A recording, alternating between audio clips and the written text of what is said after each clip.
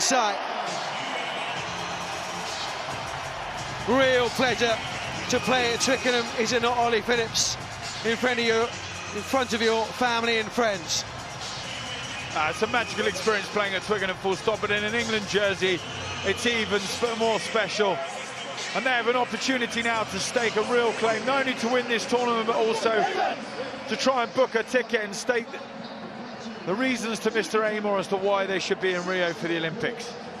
And two great sporting rivals. Always an extra little bit of spice when England meet Australia. Richard Kelly from New Zealand, your referee for this one. Experienced man. Only in on 135 games for him. England win here. We have Wales in the final game today. You suspect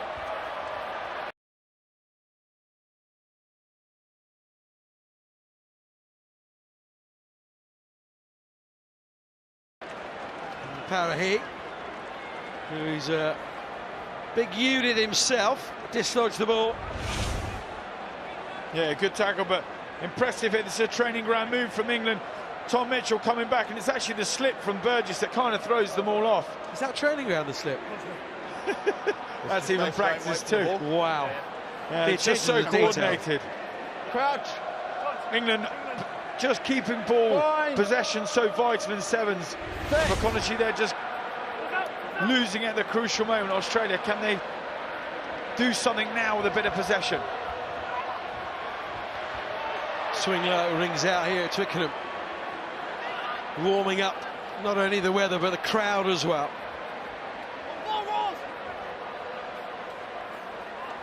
Final leg.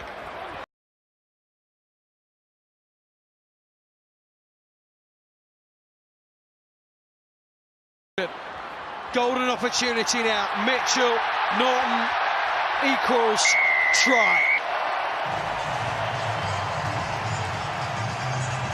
Can't stop scoring today, can he? Dan Norton. He's 208th of his sevens career, and he probably won't have had any more simpler. It's all about the vision of Tom Mitchell. England getting the scrum up the right way that they need to, and the flyer Pamafo tries to spot in the defence, and Tom Mitchell just reads it all too easy, sees him coming flying, puts it over the top, and Norton just strolls over. First blood to England. I'll make it the same starting seven for England. And the players on the bench were the players that started in Paris last week. Big difference in the squad for their home tournament. Mitchell doesn't have the legs of the conversion, remains 5-0. Look at that pass though, Johnny, what a beautiful flat precision pass right in front of Dan Norton. It's just so easy for him to stroll over. Such a good playmaker and a key talisman for England, Tom Mitchell. Yeah, he's locked up in the stables last week, wasn't he? England's thoroughbred. Been allowed to roam the very green, very perfect paddock of Twickenham this afternoon.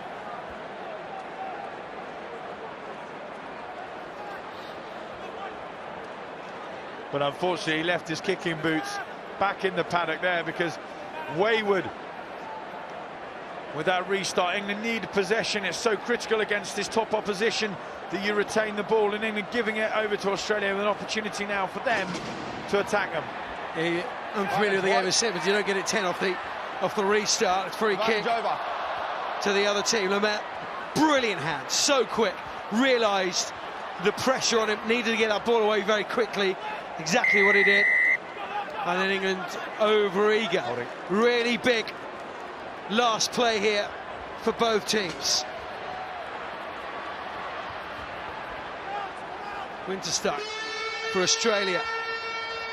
Yeah, some width out here. Mitchell coming across. Palmer-Foe. Head down, bumps off one. Oh, it's the old bump and grind from Palmer-Foe. Australia, big chance here. Parahi goes in, refs in the way, doesn't matter, Australia are over, and we're all level. Great work from Australia, great work from Sam Figg. The pressure just told. Palmer Foe, so influential down this right-hand side. Well, you called it, Johnny. You said it was all about that bump and grind from him as he pushed off 3 people. Well, R. Kelly would be delighted with that sweet music at half-time, because it brings Australia straight back into a lead as the hooter goes. Great effort from Palmer Foe, and Figg on the end just to wrap it all up. Sweet try for Sam Figg, right at the end of half. Let's have a listen in. I want us to impose ourselves in D, boys. I want us to impose ourselves in D. Right, so 100% clear. We're short of numbers, so right. Let them go outside, we'll sharpen them here. More chat, more energy, looking for the cuts, hold that inside shoulder, knee down, scan a jobs from the breakdown, then go get them. Go get them on the end. Come on, bring the trap and go get them. Don't try it. Yeah? Don't finish it. Don't care. Let's go make them, yeah? Okay, so that's all these little things. Watch those capacities, those lights in front, and shut them down. Have composure. We've got it. Let's stick to it. Good? Yeah, good. Good. Boys, they're one. Touch it. Go in the back breakdown. As soon as anyone carries, bang, straight away there, got ball pressation, straight away there to clear, smash the threat, look at the idea to tackle only, and then shift their way. So really simple, fellas. It's a defence one. Look at the cuts on the inside, be a little air, and on the edge, go get them. Yes, and then attack watch, go get them, boys, on the wing. Pass the sweep and go get them, yeah? Very simple for us. Let's go. Well, I don't know about you, Johnny, that was pretty clear from Simon Amor to me. Wants them hungrier, wants more energy, says go get them. Wants them to acknowledge when England are on the width and they've got the opportunity at breakdown time to spoil the ball and steal the ball from Australia. Get in there, get hungry, they need possession. Really, really finely balanced, isn't it?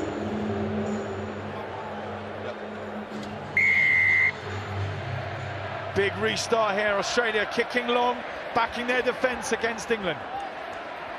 2009 winners, England, here.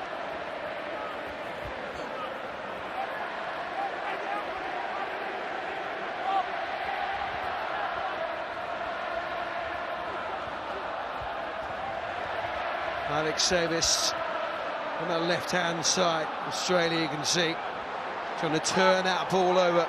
Parahe's brilliant at it. Burgess just straightens Phil Burgess. What a tackle from Falava, desperate stuff, and he's straight on his feet to win the turnover for Australia. Absolutely outstanding for the number 10 from Australia. For Alavao, quite simply brilliant. The game of sevens, we love seeing the tries and the big one-liners, but technically that is brilliant. And that is outstanding. His stretch of the arms, he just claws Burgess in straight onto his feet, gives the daylight the referee wants to see, and turns that ball over. That is precision and absolutely perfect execution. So why did England get the penalty, Ollie?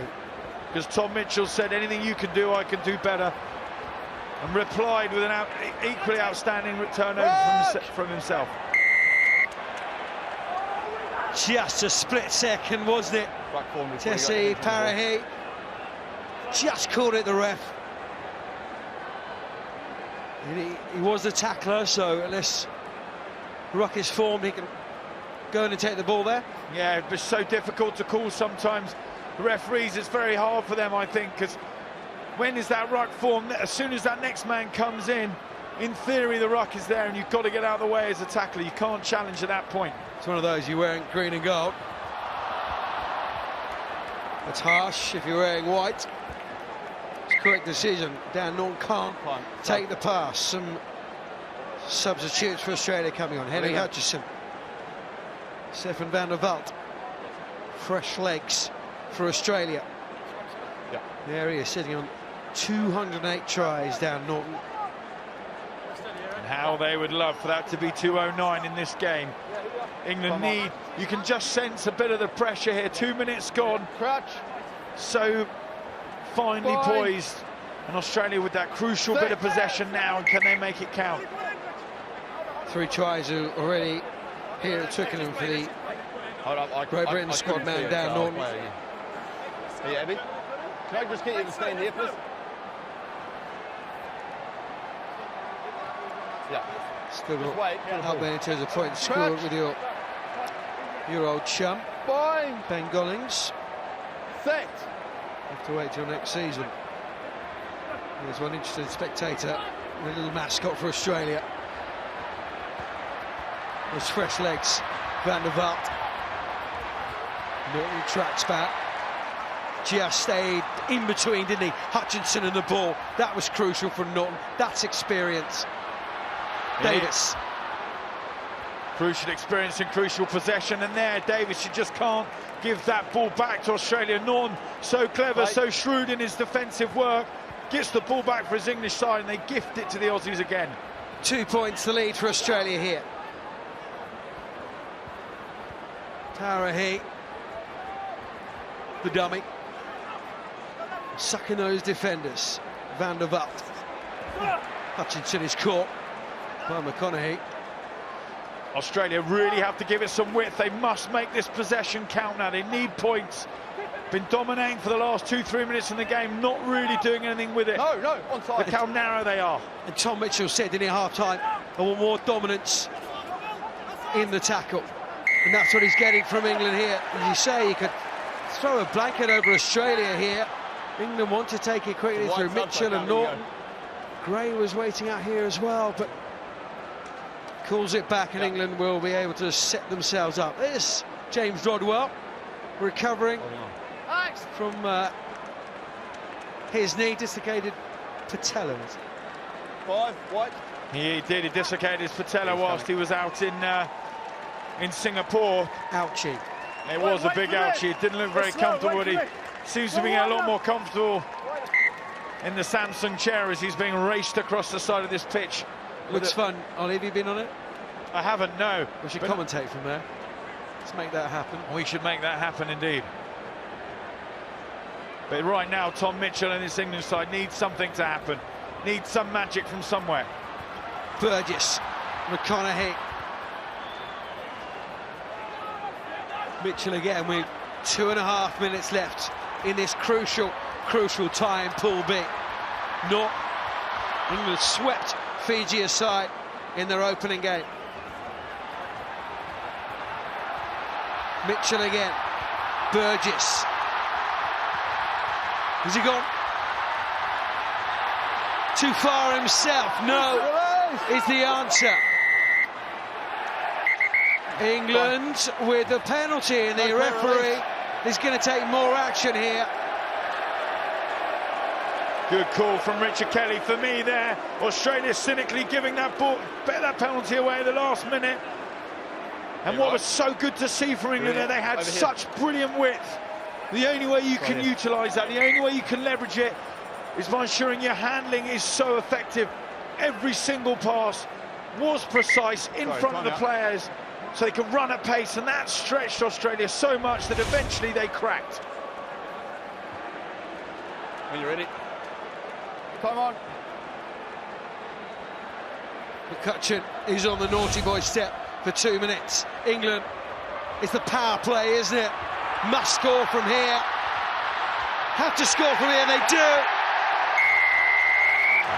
And it's Rahman who returns to the squad. Returns to Twickenham.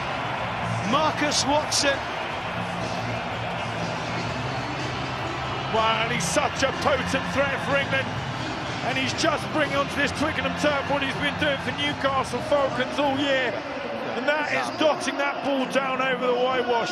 So good to see him back in an England jersey, getting him primed, getting him ready for Rio, and dazzling this Twickenham crowd today. If he gets selected. If he shows the form that he was all year, and has done in the past. He is such a threat. He has to go. And the combination there, Mitchell, him, and with Norton outside, it's his balance, his footwork. Comes off the left foot, bang, uses the fend, powers his way over. Great try. And that's awareness, great geography, isn't it? Superb geography from Marcus Watson. Knew exactly where he was, knew exactly how to get his body in the position to score the try. Massive restart here. Really big, really big. Do England go short here, try and win the ball back, or kick it deep and back their defence against this Australian side? I think they're going to go short, Ollie. Oh, I have gone short. I can't believe you're claiming that one just as they've already kicked it. I have no idea what you're talking about. Here's Alex Gray, though. England, short or long, they've got possession back. I mean, Carpentier is back on. England must recognise Australia a man down. There's no one behind. Will they put boot to ball? Don't recognise. Crucial penalty here. Can Australia make them pay? Last play then. 3 points the difference between Australia and England. That's Fick. Rock! Try score in the first half. Australia down to 6. Power here with a knock-on. And between these great sporting rivals, there is only 3 points between them.